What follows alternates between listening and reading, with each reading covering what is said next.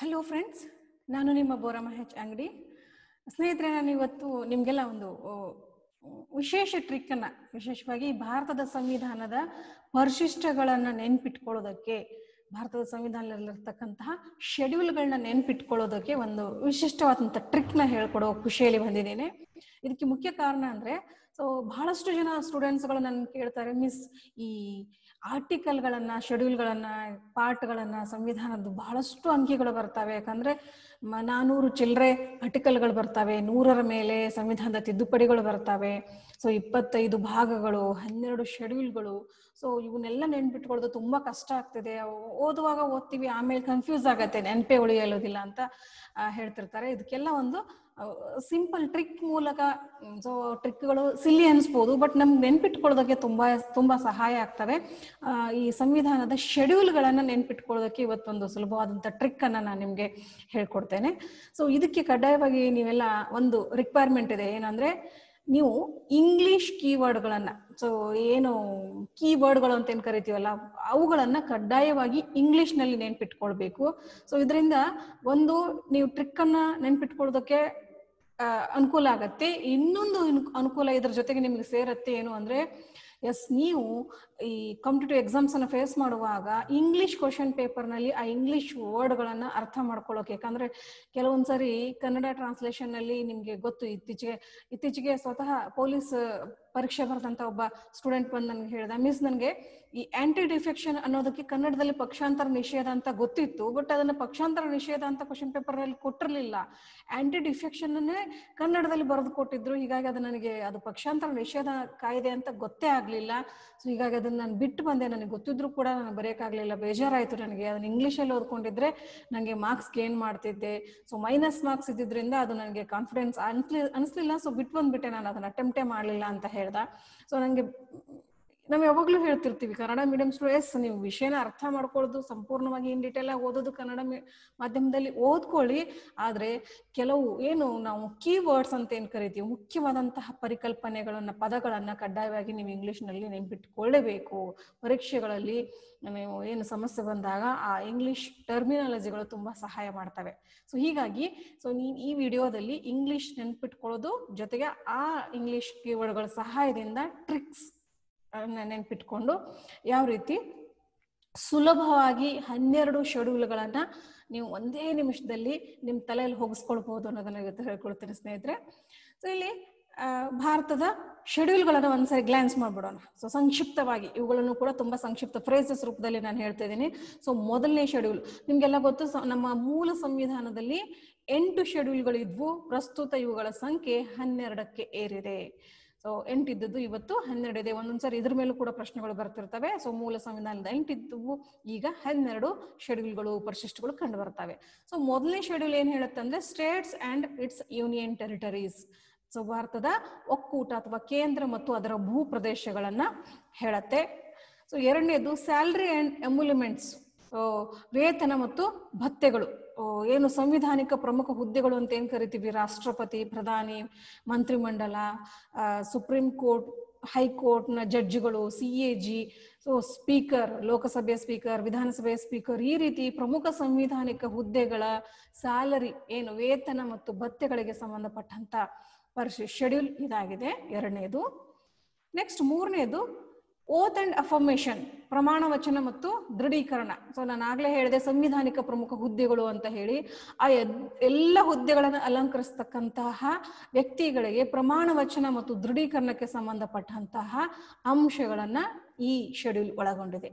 ಇನ್ನು ನಾಲ್ಕನೇ ಶೆಡ್ಯೂಲ್ ಏನಪ್ಪಾ ಅಂದ್ರೆ, allocation of seats for States and union territories in the Rajya Sabha. ರಾಜ್ಯಸಭೆ, ನಮ್ಮ ಕೇಂದ್ರ ಶಾಸಕಾಂಗದ ಮೇಲ್ಮನೆ ಆದಂತಹ ರಾಜ್ಯಸಭೆಯಲ್ಲಿ ರಾಜ್ಯಗಳಿಗೆ ಮತ್ತು ಕೇಂದ್ರಾಡಳಿತ ಪ್ರದೇಶಗಳಿಗೆ ಯಾವ ರೀತಿ ಸ್ಥಾನಗಳನ್ನ ಹಂಚಲಾಗಿದೆ ಅನ್ನೋದನ್ನ ಈ ಶೆಡ್ಯೂಲ್ ಒಳಗೊಂಡಿದೆ. Next, the administration and control of scheduled areas and scheduled tribes ಅಂತ ಕರಿತೀವಿ. ರಾಜ್ಯಗಳಲ್ಲಿ ಬರ್ತಕ್ಕಂತಹ ಈ ಕೆಲವು ಅನುಸೂಚಿತ ಪ್ರದೇಶಗಳ ಆಡಳಿತಕ್ಕೆ ಸಂಬಂಧಪಟ್ಟಂತ ಶೆಡ್ಯೂಲ್ ಇದು. ಇನ್ನು ನೆಕ್ಸ್ಟ್, ಸ್ನೇಹಿತರೆ, ನೀವು ಇನ್ನೊಂದು ಇಲ್ಲಿ ಅಬ್ಸರ್ವ್ ಮಾಡಬೇಕು. ನಾನು ಪ್ರತಿಯೊಂದು ಶೆಡ್ಯೂಲ್ನಲ್ಲೂ ಕೂಡ ಒಂದು ಅಕ್ಷರನ ರೆಡ್ ಕಲರ್ ನಿಂದ ತೋರಿಸಿದ್ದೀನಿ. ಒಂದು ಅಕ್ಷರ ಕಲರ್ನ ತೋರ್ಸತ್ತಲ್ಲ. So this is the keyword of this schedule. So ಈ ಶೆಡ್ಯೂಲ್ಗೆ ಸಂಬಂಧಪಟ್ಟಂತ ಕೀವರ್ಡ್. ಸೊ ಇದೇ ಕೀವರ್ಡ್ನ ಮುಂದೆ ನಾನು ಏನು ಶಾರ್ಟ್ಕಟ್ ಆಗಿ ಒಂದು ಟ್ರಿಕ್ ಹೇಳ್ಕೊಡ್ತೀನೋ ಅದಕ್ಕೆ ಲಿಂಕ್ ಮಾಡಿದ್ದೀನಿ. ಸೊ ಮುಂದೆ ಬರುತ್ತೆ. ಆದ್ರೂ ಸ್ವಲ್ಪ ಇಲ್ಲಿ ಏನು ಈ ಕೀವರ್ಡ್ನ ಗಮನಿಸ್ತಾ ಇರಿ. ಸೊ ಕೆಂಪು ಅಕ್ಷರದಿಂದ ಪ್ರಾರಂಭ ಆಗ್ತಕ್ಕಂಥ ಕೀವರ್ಡ್ನ ಗಮನಿಸ್ತಾ ಇರಿ.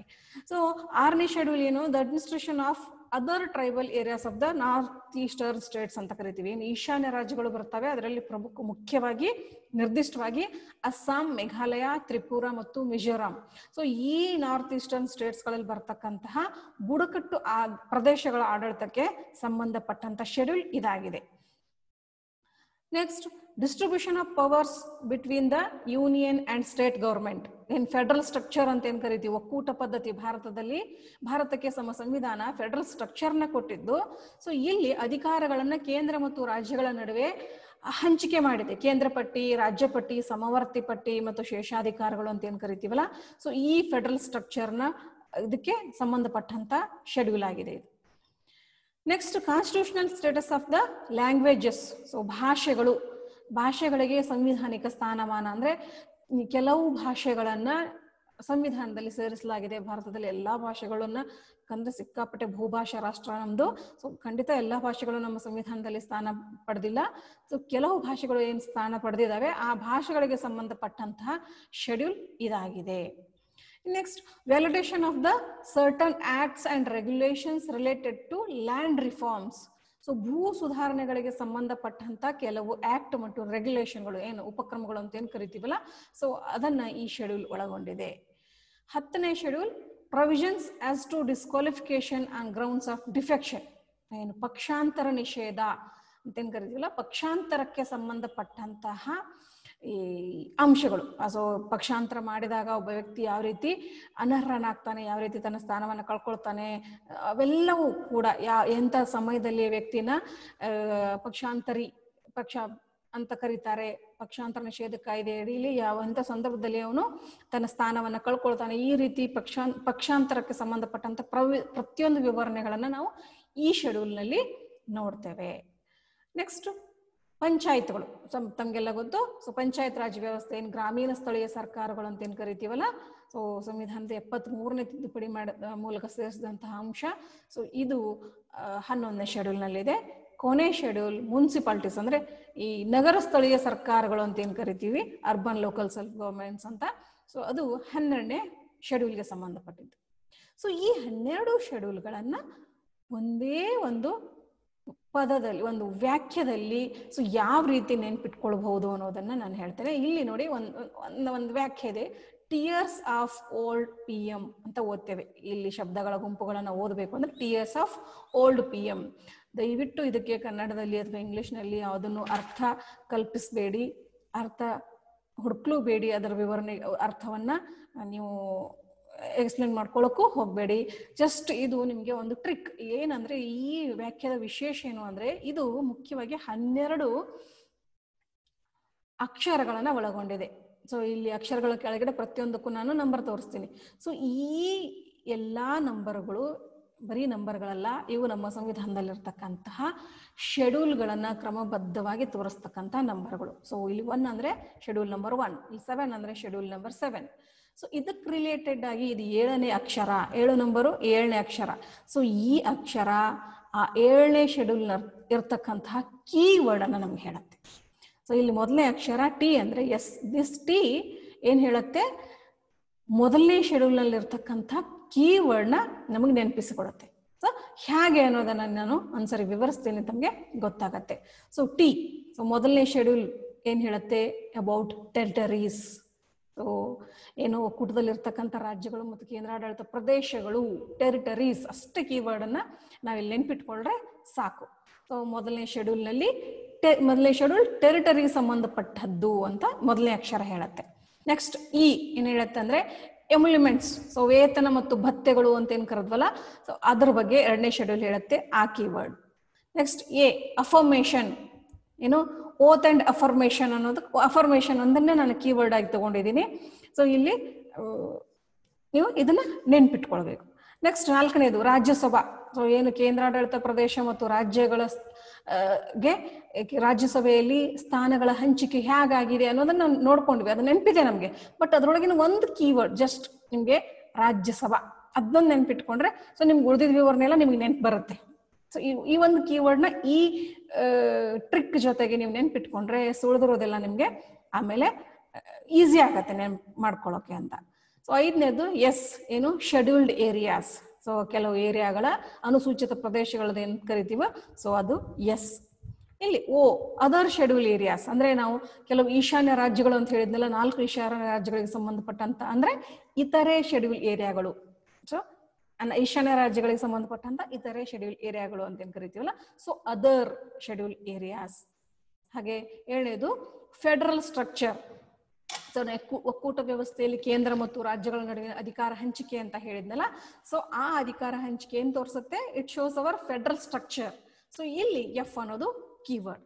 ಸೊ ಈ ರೀತಿ ಟಿಯರ್ಸ್ ಆಫ್ ಆಯ್ತು. ಇಲ್ಲಿ 7 ಶೆಡ್ಯೂಲ್ಗಳು ಕವರ್ ಆದ್ವು. ಇನ್ನು 8ನೇದು ಶೆಡ್ಯೂಲ್ ಏನು, ಅಫಿಷಿಯಲ್ ಲ್ಯಾಂಗ್ವೇಜ್. ಸೊ ಏನು ಸಂವಿಧಾನದಲ್ಲಿ ಭಾಷೆಗಳು ಅಂತ ಹೇಳಿದೆ, ಭಾಷೆಗಳು. ನೆಕ್ಸ್ಟ್ 9ನೇ ಶೆಡ್ಯೂಲ್ ಲ್ಯಾಂಡ್ ರಿಫಾರ್ಮ್ಸ್, ಭೂ ಸುಧಾರಣೆಗಳಿಗೆ ಸಂಬಂಧಪಟ್ಟದ್ದು. ಯಾಕಂದ್ರೆ 9ನೇ ಶೆಡ್ಯೂಲ್ ಅಲ್ಲಿ ಅತ್ಯಂತ ಕೀವರ್ಡ್ ಅಂದ್ರೆ ಲ್ಯಾಂಡ್ ರಿಫಾರ್ಮ್ಸ್. ನೆಕ್ಸ್ಟ್ 10 ಡಿಫೆಕ್ಷನ್, ಪಕ್ಷಾಂತರ ನಿಷೇಧ, ಪಕ್ಷಾಂತರ ಅಂತ ಏನ್ ಬರುತ್ತೆ, ಸೊ ಅದೇ 10ನೇ ಶೆಡ್ಯೂಲ್ ನ ಕೀವರ್ಡ್. ಸೊ ಇದು ಓಲ್ಡ್ ಆಯ್ತು. ನೆಕ್ಸ್ಟ್ 11ನೇದು ಪಂಚಾಯತ್, 12ನೇದು municipalities, PM. So tiers of old PM. So ಈ ಒಂದು ವಾಕ್ಯದಲ್ಲಿ ನಾವು 12 ಶೆಡ್ಯೂಲ್ಗಳನ್ನ ತುಂಬಾ ಸುಲಭವಾಗಿ ನೆನ್ಪಿಟ್ಕೊಳ್ಬಹುದು. ಸೊ ಇದಕ್ಕೆ ಸಂಬಂಧಪಟ್ಟಂತ ಕೀವರ್ಡ್ಗಳನ್ನ ಇಂಗ್ಲಿಷಲ್ಲಿ ನೀವು ಮೊದಲು ನೆನ್ಪಿಟ್ಕೊಂಡ್ರೆ ತುಂಬಾ ಸುಲಭ ಅಂತ ಅನ್ಕೊಂಡಿದ್ದೀನಿ. ಸೊ ನಿಮ್ಗೆ ಇದು ಇಷ್ಟ ಆದ್ರೆ ಸೊ ಮೊದಲು ನಾನು ಮುಂದಿನ ವಿಡಿಯೋಗಳಿಗಾಗಿ ದಯವಿಟ್ಟು ಈ ನಮ್ಮ ಅಕಾಡೆಮಿ ಆಫ್ ಪೊಲಿಟಿಕ್ಸ್ ಯೂಟ್ಯೂಬ್ ಚಾನೆಲ್ನ ಸಬ್ಸ್ಕ್ರೈಬ್ ಮಾಡಿ ಫ್ರೆಂಡ್ಸ್.